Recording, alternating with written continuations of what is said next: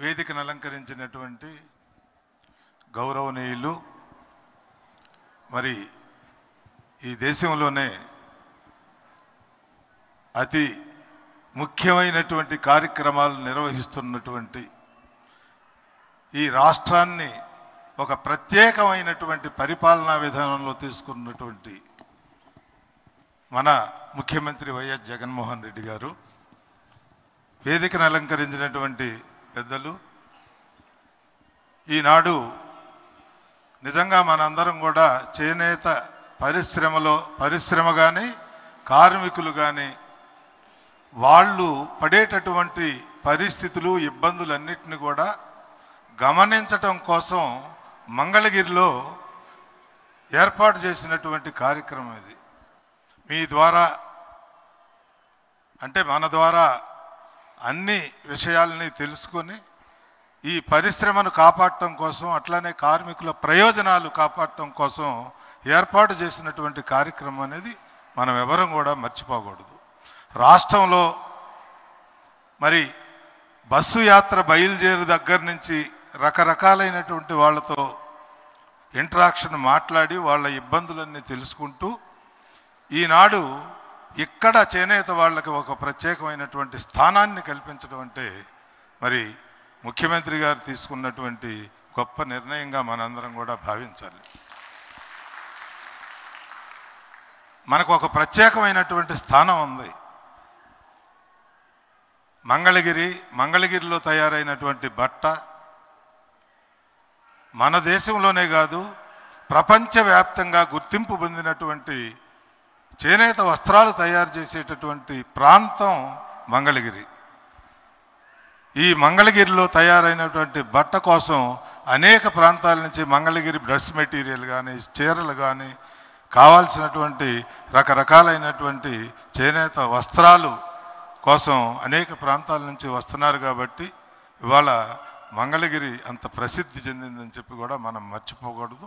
దానికి కారణం కూడా పెద్దలు ఆనాడు ఈ మంగళగిరిలో తయారు చేసినటువంటి స్టాండర్డ్ అయినటువంటి రంగులు, నూలు, అట్లనే గణితం అంటే ఎక్కువ గట్టిగా ఉండేటటువంటి వస్త్రాన్ని రైతులకి అందుబాటులోకి తీసుకొచ్చారు. కాబట్టి ఆ యొక్క గొప్పతనాన్ని ప్రజలు గమనించారు. అయితే మనం కొన్ని విషయాలు మర్చిపోకూడదు.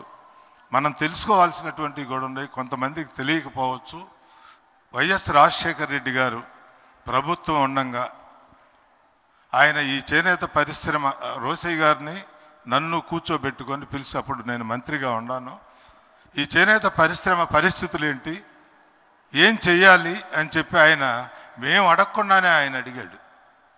ఆయన అడిగినటువంటి పరిస్థితుల్లో మేము చెప్పినటువంటిది ఏంటంటే, నేను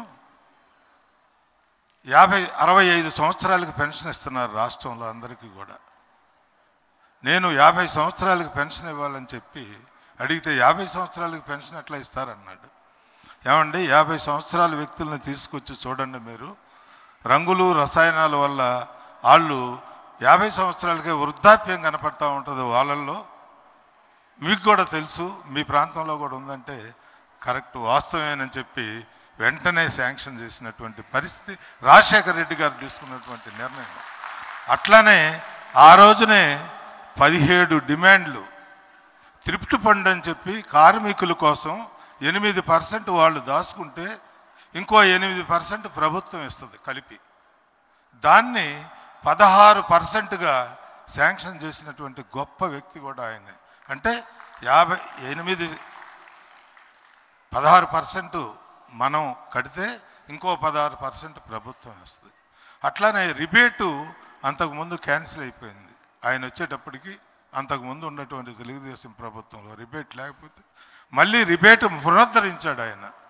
అంటే రిబేట్ లేకపోతే ఈ వస్త్రాలు ఖర్చు కావని చెప్పి మొత్తం 17 డిమాండ్లు అన్నీ కూడా yarn subsidy, dyes and chemicals మీద సబ్సిడీ, ఇవన్నీ కూడా మరి చేనేత పారిశ్రామికులకు అవకాశం కల్పిస్తూ 100 కోట్ల రూపాయలు ఆప్కోకి రిలీజ్ చేస్తున్నామని చెప్పి ఆనాడే శాంక్షన్ చేస్తే ఇంతవరకు కొన్ని సంవత్సరాల వరకు కూడా చేనేత పరిశ్రమ నిలబడింది.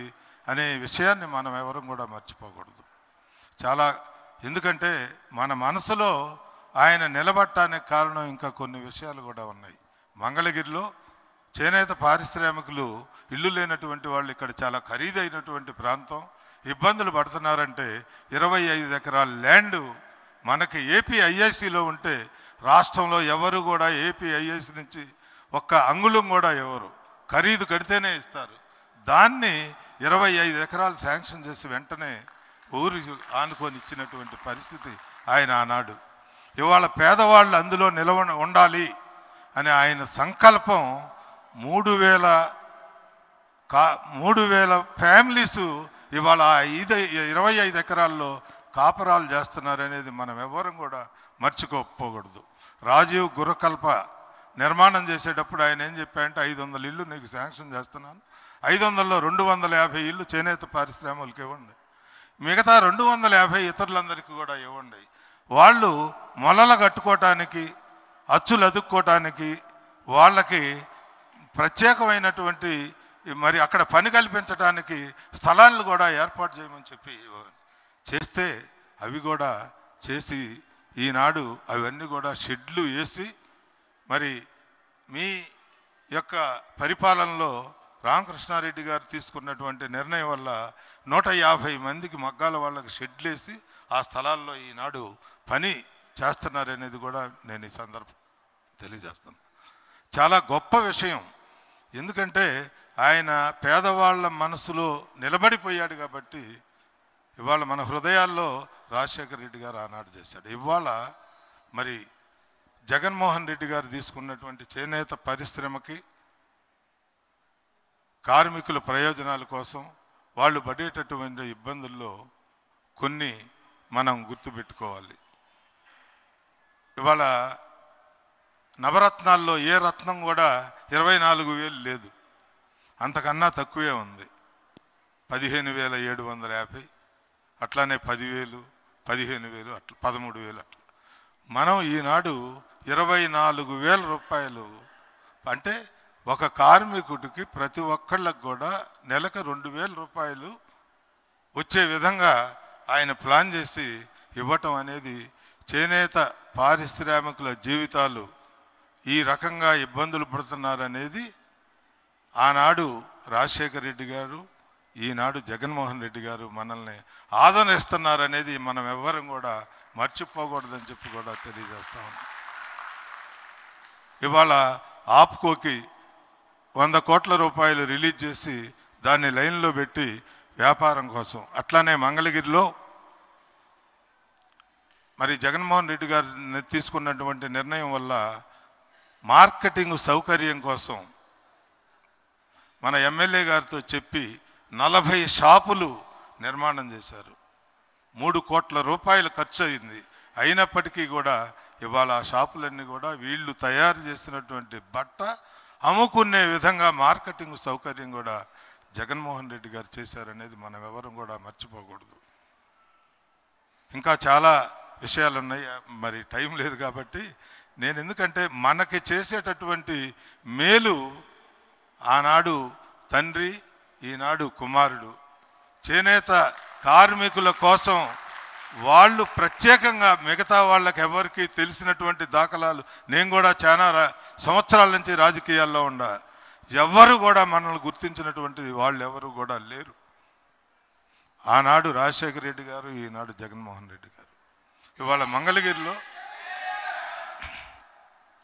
ఈ విషయాలన్నిటిని కూడా మనం అర్థం చేసుకోవాలి. ఇక్కడ మన అభ్యర్థిని నిలబెట్టడానికి కూడా మనకి చేనేత వాళ్ళకి రిప్రజెంటేషన్ లేదు అసెంబ్లీలో అని చెప్పి రామకృష్ణారెడ్డి గారిని ఆపి ఒక చేనేత మహిళకి మీకు టికెట్ ఇస్తున్నాము అని చెప్పి శాంక్షన్ చేసినటువంటి మహనీయుడు. ఎందుకంటే రాష్ట్ర వ్యాప్తంగా అనేక మంది చేనేత పరిశ్రమలో ఉన్నటువంటి వాళ్ళు ఉన్నారు, వాళ్ళు చెప్పుకోవటానికి రిప్రజెంటేషన్ ఉండాలి అనే ఉద్దేశంతో మనకి లావణ్యాన్ని మరి నిర్మించడం జరిగింది. అయితే ఇక మన బాధ్యత ఉంది, మనం ఎంత పెద్ద మెజార్టీతో గెలిపించాలి అనేది మనలోనే ఉందని చెప్పి కూడా నేను తెలియజేస్తా ఉన్నాను. ఎందుకంటే ఇక్కడ చేనేత కార్మికులు పరిశ్రమ ఉంది కాబట్టి మన బాధ్యతని మనం గుర్తించాలని చెప్పి కూడా నేను తెలియజేస్తా ఉన్నాను. ఇట్లా చాలా చాలా చేసినటువంటి మన ముఖ్యమంత్రి గారిని మరలా ఆయన పరిపాలనా విధానం ప్రజలకు కావాలి.